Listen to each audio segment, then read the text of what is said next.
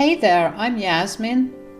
Just your everyday, no nonsense kind of gal, but I've got a story to share.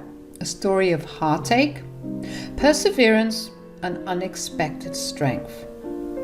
A few years back, life hit me with a curveball I never saw coming. My husband Tyler and I were living the typical American dream. You know the drill, a nice house in the suburbs, a dog named Max, and plans to start a family. Then life took a detour. I had a miscarriage. It hit us hard, like a punch to the gut that never really goes away. It messed with our heads, our hearts, and most notably, our marriage. Suddenly, we were thrown into a world of pain and confusion. Now, Tyler and I have always been a team, and we vowed to stay strong, but this miscarriage was like a storm cloud that refused to lift.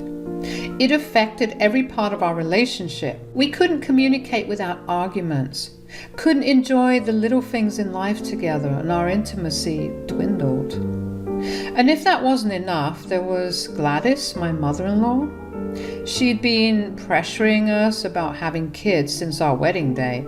It felt like she had her own personal countdown to grandparenthood. The truth is, I had fertility issues, despite the countless doctor's appointments, treatments, and the emotional drain that came with it. Nothing seemed to work. I'd endure the roller coaster of hope with each positive pregnancy test, only for it to come crashing down with another loss. It was devastating. I remember the day we found out. Tyler, we need to talk. What's wrong, babe? I went to the doctor today and I had a miscarriage. What? No, that can't be right.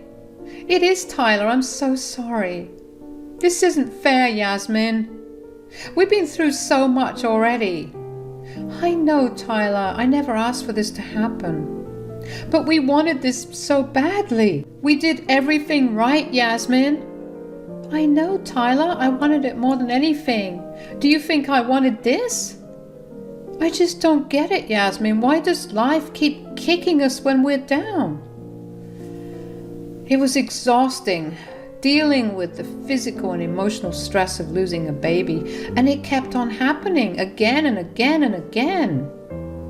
Years went by, and let me tell you, trying to have a baby was getting seriously tough. It was like this big weight just hanging over us all the time, and it got heavier as time passed. Our friends and family meant well, but they couldn't help but notice we were still kidless. They'd throw in comments and questions about when we'd finally have a little one.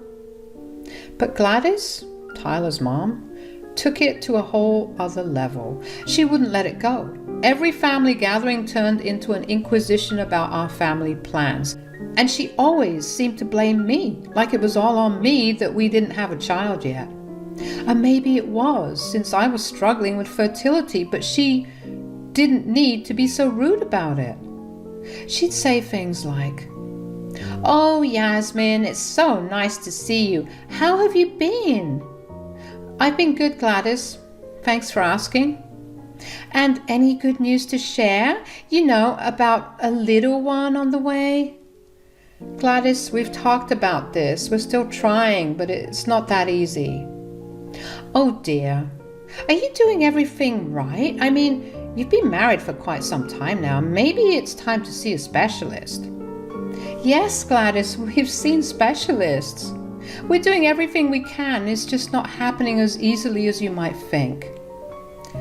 "Well, maybe you should try some of those natural remedies. I've heard herbal tea and certain positions can really help. I really want a grandbaby. You know this." "Gladys, we appreciate your concern, but this is a private matter. We're handling it the best we can." "Oh, please, private salivate. We're family. We should talk about these things openly." "I understand that, Gladys, but let's just enjoy our time together today without discussing this, okay?" "All right, dear. But tick, tick, time is wasted, and soon you won't be able to have kids at all." "I'll keep that in mind, Gladys." She was so annoying. It was always like this, trust me. I felt so much pressure and shame for not being the perfect daughter-in-law and providing her with her grandkids. And the funny thing, I never heard her attack her own daughter with these expectations. Hell, she wasn't even married. Yet she got a free pass? It was super annoying. It was an incredibly tough period in our lives. The pressure from Gladys just kept mounting, and it felt like she was constantly holding my fertility against me. I could see the strain it was putting on Tyler and me. I suggested adoption several times, but Tyler remained stubborn, insisting on only having a biological child. We'd have these heated arguments about it. I'd tell him how cruel and insensitive it was to differentiate between biological and adopted children, because in my eyes there's no difference. But he couldn't shake the idea that he wanted his own baby. It was heartbreaking because I knew there were so many children out there in need of loving homes. As for Gladys, her behavior became outright rude. She was relentless in blaming my infertility for everything, as if it was something I could just magically fix. I felt like I was caught in this impossible situation, trying to save my marriage while battling this constant barrage of judgment and criticism.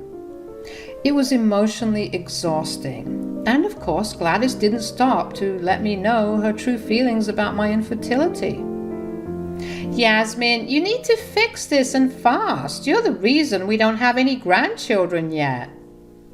Gladys, I've been trying everything I can, but it's not that simple. You know, I'm dealing with fertility issues. Well, you need to try harder. We can't have our family line end with you. I just couldn't understand why she was so adamant about this baby thing. Like, seriously? Expecting kids was one thing, but I swear she was about to go all Handmaid's Tale on me if I didn't pop out a baby right that instant. I decided to have a heart-to-heart conversation with my sister-in-law, Faith, who had always been more understanding. Faith, I don't get it. Why is your mom so fixated on me having a baby? It's not entirely in my control, and she's making my life miserable. Yasmin, it's not just about grandkids. I could tell that she was holding something, and after some prying, she finally spilled what she had been hiding. I overheard her talking to some family friends. Mom's worried that Tyler might leave you for someone younger, someone who can have kids. What? Tyler would never do that. I know you believe that, but you don't know Tyler. He used to be quite the player growing up. And you've just been sitting on this information? Hey, I don't know what you want me to do. That's my brother, and I'll always have his back. You're lucky I even revealed this information, and to be honest, I think I agree. What? Yeah, Yasmin, time is ticking. And I'm not saying it's right, but I wouldn't be surprised if he did leave you for someone younger. There's this one co-worker. She's an intern. She's about 24 or so, and let's just say that they enjoy talking to each other. I couldn't believe what I was hearing. My husband was not only thinking about leaving me for someone younger, but already entertaining other women behind my back. My heart had reached its breaking point. After discovering Tyler's betrayal and his affair with a younger co-worker, I couldn't pretend any longer. The wedge between us had grown into a gaping chasm, and I knew it was time to confront him. One evening, he mustered the courage to ask me about my distant and standoffish behavior. I couldn't hold back any longer, the pain and frustration bubbling over. I lashed out, accusing him of infidelity and telling him that I wouldn't be surprised if he was cheating on me. At first, he denied it, as anyone caught in such a situation might.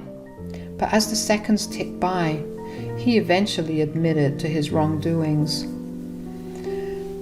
At that moment, the anger and betrayal were too much for me to bear. I slapped him, a physical manifestation of the pain he'd inflicted upon me, and declared that I wanted a divorce. Tyler's reaction was predictable, a mix of pleading and begging for forgiveness. But I saw through it all. I wasn't blind to the possible motive behind his desperation. You see, I had built a comfortable life for myself and, thanks to my career and wise financial choices, had accumulated considerable wealth. It had become painfully clear to me that Tyler had clung to our deteriorating relationship, hoping that if we had a child, he could secure his financial future through child support payments in the event of a divorce. How slimy. I was done with the lies and the charade. I knew I deserved better than this, and my wealth wouldn't be used as a bargaining chip in this heartbreaking situation. Worthless scum. How could you, Tyler? How could you betray me like this? Yasmin, please, just listen to me. I messed up. I know I did. I'm so sorry. Sorry? Sorry doesn't cut it, Tyler. You cheated on me with that woman from your office. Yasmin, you have to understand, I was feeling so inadequate, so unfulfilled in my life. I thought having a child would make me feel like a real man, like I was worth something. Oh, really? So you thought cheating on your wife was the solution? Did you think sleeping with someone else would magically make you a better person? No, of course not. I was an idiot to think that. I just didn't know what to do. You didn't know what to do, so you decided to hurt me instead. Do you even realize the pain you've caused? Yasmin, I can't lose you. Please, let me make this right. I'll do anything. Anything? Do you think you can make up for this with a few empty promises? You need to grow up, Tyler, and take responsibility for your actions. As I sat in the lawyer's office, signing the final divorce papers, a sense of relief washed over me. The weight of a broken marriage and Tyler's betrayal was finally lifting, and I felt like I could breathe again. Gladys and Faith had tried to convince me to reconsider, but I couldn't ignore the deceit they had harbored. I knew what was right for me, and staying with a man who had cheated was not an option. With the prenuptial agreement in place, the divorce proceedings moved swiftly. I got to keep the house, a sanctuary where I could rebuild my life. Tyler, on the other hand, was forced to move back into his mother's house, a situation he clearly wasn't thrilled about. On the day the divorce was finalized, I walked out of that lawyer's office feeling free and liberated from a toxic relationship. But as I drove home, a wave of nausea washed over me. I quickly pulled over, stumbled out of the car, and barely made it to the side of the road before I threw up. My stomach twisted with discomfort, and for a moment I wondered if it was just the emotional toll of the divorce catching up with me. But as the days passed and the nausea persisted, I couldn't ignore the possibility that something else might be going on. The very next day after the divorce, I was rudely awakened by a commotion outside my home because my doorbell was going crazy. To my dismay, it was Tyler, Gladys, and Faith. They had come knocking on my door shouting about the prenuptial agreement and how unfair it was to leave Tyler with so little given my wealth. Gladys and Faith barged into my home, looking stern and determined. Gladys wasted no time in getting to the point. Yasmin, we're here to collect some money as compensation for all the years Tyler wasted with you. Have you lost your mind? Don't you know the divorce is finalized? I don't owe him jack. Sure, I guess, but this is a side deal, if you will. Side deal? Yes, Yasmin. You've put me through a lot and I need compensation. You're lucky we aren't taking this to court. Faith nodded in agreement. Yeah, he's been through so much stress because of you. We think at least $10,000 should cover it. I couldn't believe what I was hearing. I felt a fire rising within me. I shot back, my voice trembling with a mix of anger and disbelief. Are you kidding me? You think you deserve compensation for the years I spent trying to make this marriage work? If anything, I'm the one who needs compensation. I knew Tyler was practically broke, so there was no way he could give me anything. Yet I was determined not to let them bully me into giving them money. I'd had enough. With a mix of anger and determination, I retorted that the whole point of a prenup was to protect my assets. I told them that they needed to leave my house immediately, but not before I showed them something that would certainly leave them stunned. You three think you're so slick coming here and harassing me for money? You're lucky I'm not calling the cops on you right now, but just wait one moment before I do. I need to show you something. I rushed back upstairs, my heart pounding. I returned with the pregnancy test in my trembling hand, their eyes widening with shock and disbelief as they saw it. The test clearly read positive. As they passed the test around, I explained that I had thrown up the previous night and decided to take the test on a whim. The result was unexpected, to say the least. Later that day, I had a hospital appointment to determine how far along I was in the pregnancy. Tyler, Gladys, and Faith stood there, jaws practically on the floor, unable to comprehend the twist of fate that had just unfolded before them. You know what, Gladys, Faith? Karma is a real piece of work, and I guess the universe decided it was time to bless me. I'm having a baby, but I'm no longer tied to any of you. The baby might be Tyler's, but this baby is going to be all mine. Faith and Gladys exchanged worried glances before Gladys spoke up. Yasmin, let's not be too hasty here. We could work something out and discuss an arrangement. Tyler, finally finding his voice, mumbled incoherent apologies, his eyes brimming with regret. But I wasn't having any of it. I'd had enough of their manipulation and toxicity. No more arrangements, no more excuses. Get off my property, all of you, before I call the police. I'm done with this toxic circus. Gladys and Faith exchanged worried glances as I stood firm in my decision. I could sense their desperation to change my mind, but after years of enduring their emotional pressure, I had built a wall that was not so easily broken down. Gladys finally broke the tense silence. Yasmin, you have to understand that we care about this family. We want what's best for you and the baby. Tyler may have made mistakes that you knew about, by the way. That's not important right now, and you know it. He's the father, and he has a right to be in his baby's life. Yeah, Yasmin, you know how long we've been waiting for this. We can make this work, trust me. I sighed, trying to maintain my composure.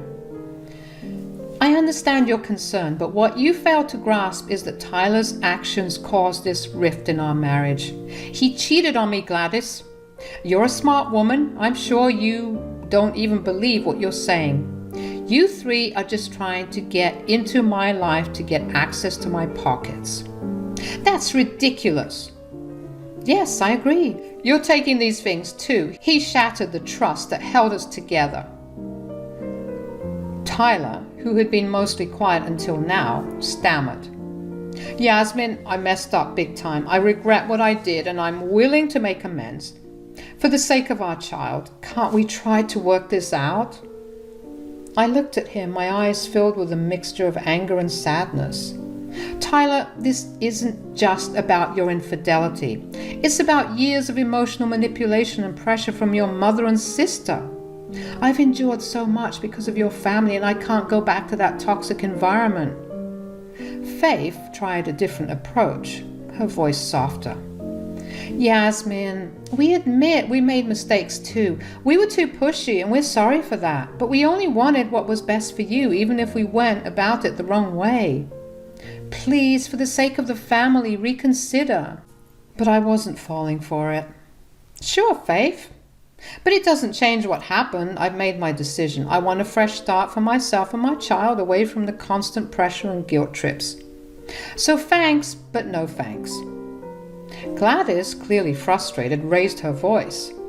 You're being unreasonable, Yasmin. You can't just cut us out like this. I took a deep breath, my patience wearing thin. I can, and I will. My priority now is the well-being of my children, and I won't subject them to this toxic environment. You all need to leave. Faith started to tear up, her voice trembling. Yasmin, please don't do this. We love you. And we want to be a part of your life and the baby's life. As I've mentioned, you all can have a relationship with the baby, but I won't compromise my happiness and mental health for anyone. Please, I don't want to have to repeat myself. Tyler, who had been silently crying throughout the conversation, finally spoke up, his voice cracking. Yasmin, please reconsider. I'll do whatever it takes to make things right. I'm sorry about those girls. They meant nothing. I looked at him, my heart aching for the man I once loved. Tyler, it's too late for us. But you can still be a good father to our child. Just remember that actions speak louder than words. With that, I turned and walked away, locking my door behind them, leaving Gladys, Faith, and Tyler standing there, their faces filled with a mix of sadness and regret. It was time to start a new chapter in my life, one where I could finally breathe without the weight of their expectations and demands. Life had taken a turn for the better. I had my beautiful baby girl, and she was the center of my universe. She was healthy, thriving, and source of immeasurable joy in my life. Each day spent with her filled my heart with love and gratitude. I had decided to allow supervised visits with Tyler, Gladys, and Faith, as I believed that my daughter deserved to know her father and have a connection with her paternal family. However, I had set clear boundaries, and I expected those boundaries to be respected. But every visit seemed to be accompanied by the same chorus of pleas and accusations. They insisted that I was being selfish for not reuniting with Tyler. The pressure and guilt tripping were relentless, and it started to wear on my patience. One day, during yet another supervised visit, the familiar arguments began. Gladys and Faith launched into their usual tirade about how I was tearing the family apart. They claimed that I was depriving my daughter of a complete family and that she deserved to have her parents together. I had had enough. I gently placed my baby girl in her crib and turned to face them, my voice firm but weary. I've been patient, and I've tried to maintain a civil relationship for the sake of our child, but this constant badgering and shouting are unacceptable. Tyler tried to intervene, saying, Yasmin, please, can't we talk about this? I shook my head. No, Tyler, this isn't up for debate. I've made my decision and it's final. I won't tolerate this environment for our daughter. Gladys and Faith exchanged frustrated glances but continued to argue. They accused me of being rigid and unreasonable. I took a deep breath and spoke sternly. This is your last warning. If you can't respect my boundaries and continue to pressure me, you won't be allowed to see her anymore. I won't expose her to this toxic behavior. Tyler, realizing that I was serious, finally stepped in. Mom, Faith, please, we need to respect Yasmin's wishes. Our daughter deserves a peaceful and loving environment. Gladys and Faith fell silent, their faces a mix of disappointment and resignation. They finally understood that their constant interference was driving a wedge between them and their granddaughter.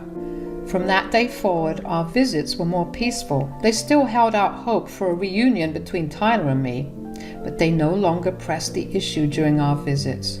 I could tell they were still very remorseful, but I didn't care. I had better things to prioritize. My daughter continued to thrive, surrounded by love from the people who actually cared about her and me.